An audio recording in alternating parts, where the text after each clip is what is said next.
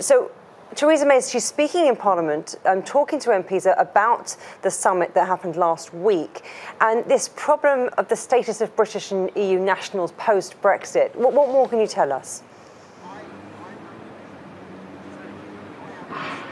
Well, this is one of the issues that she wants, and other European leaders, of course, want to get sorted out as quickly as possible. Because of the freedom of movement rules within the European Union, there are lots of European Union citizens in the UK and lots of British people living elsewhere in the European Union. What happens to them after the UK leaves the European Union is a big and contentious question. Hence, both sides trying to get it sorted out early on in this two-year negotiating process.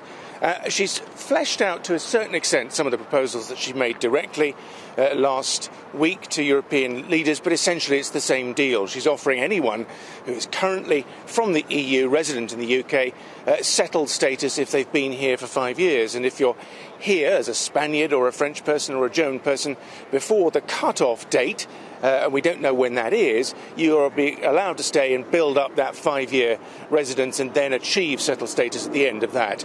It's complicated. There are lots of issues about health insurance, access to pensions, etc., etc. But she is basically setting out her stall.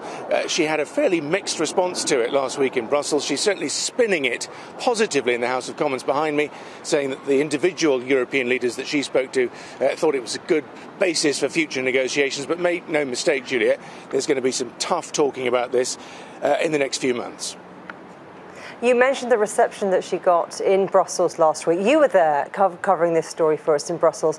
At the time, Donald Tusk said that this offer fell below expectations. What feeling did you get? What did you gauge in terms of the reaction from the European leaders to what Theresa May is putting forward now?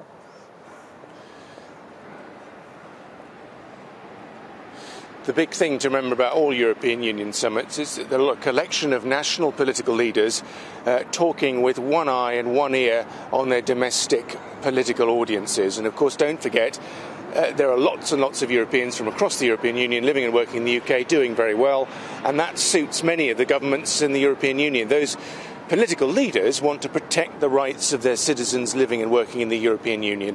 It is clear and normal for them to go to bat on behalf of those hundreds of thousands of people, and they are very suspicious of any degree in which those people's rights are watered down as and when the UK leaves. And they have a pretty maximalist position that they're putting on the table.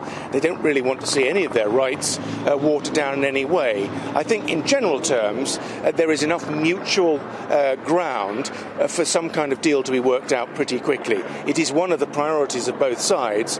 Cut through some of the rhetoric, I think the deal that the UK have come up with is certainly grounds for a developed argument about this, but I think certain issues have to be clarified.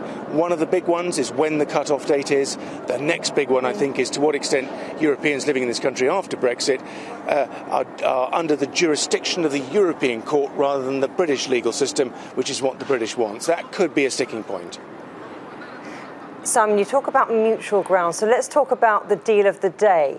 Tell us more about this deal secured by the DUP. After all, a party of only 10 MPs.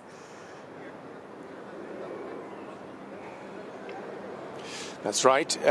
Theresa May is in a significantly weakened position. She didn't win the landslide majority that she hoped to at the general election. She is short of a majority in the House of Commons. She needs a partner. She's chosen, controversially to some, the DUP, a party from Northern Ireland representing one side of the political divide there. And today, we kind of got the cost of the deal. In crude money terms, it is a crude deal. That party, the people of Northern Ireland, will get an extra £1 billion of government spending on local projects in Northern Ireland over the course of the next 2 years. It's controversial. Scottish people are saying, what about us? Welsh people are saying, what about us? Even some of our own party members in the Conservative Party, Juliet, are saying, well, I thought this was a government of austerity. Where did you find all this money from for this desperate deal? It is a rather desperate deal. Theresa May desperately needs their votes, and with this deal, she gets 10 extra votes every time a crucial piece of legislation needs pushing through the House of Commons. It's not strong and stable government by any means, but it might just work for the next few months. Beyond that, anybody's guess. Simon McGregor-Wood at Westminster, thank you.